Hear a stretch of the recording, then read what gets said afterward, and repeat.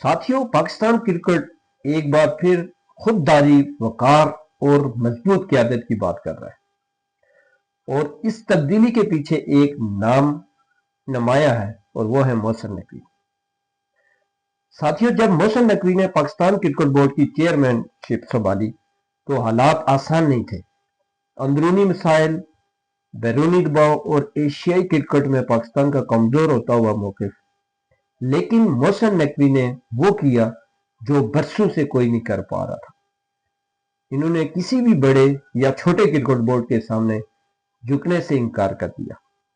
जहां पाकिस्तान के मुफाद पर बात आई, वहां स्ट्रांग स्टैंड लिया उन्होंने। एशियाई क्रिकेट काउंसिल हो या आईसीसी के मामलात, मोहसिन नकवी ने साफ पैगाम दिया है कि पाकिस्तान क्रिकेट अब कमजोर नहीं रहा, बराबर की ताकत के साथ वो चलने वाला है।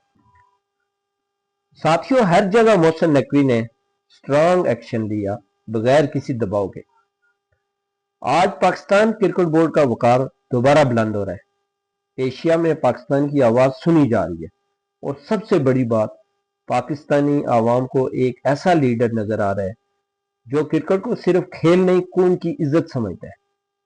साथियों, मोहसिन नकवी ने साबित किया है कि जब क़यादत मजबूत हो तो कौमें नहीं झुकती, दूसरे झुकते हैं। ये है वो चेयरमैन जो पाकिस्तान क्रिकेट को नई बुलंदियों की तरफ ले जा रहा है। मोहसिन नकवी वो चेयरमैन है जो किसी को क्रिकेट के सामने झुके नहीं है।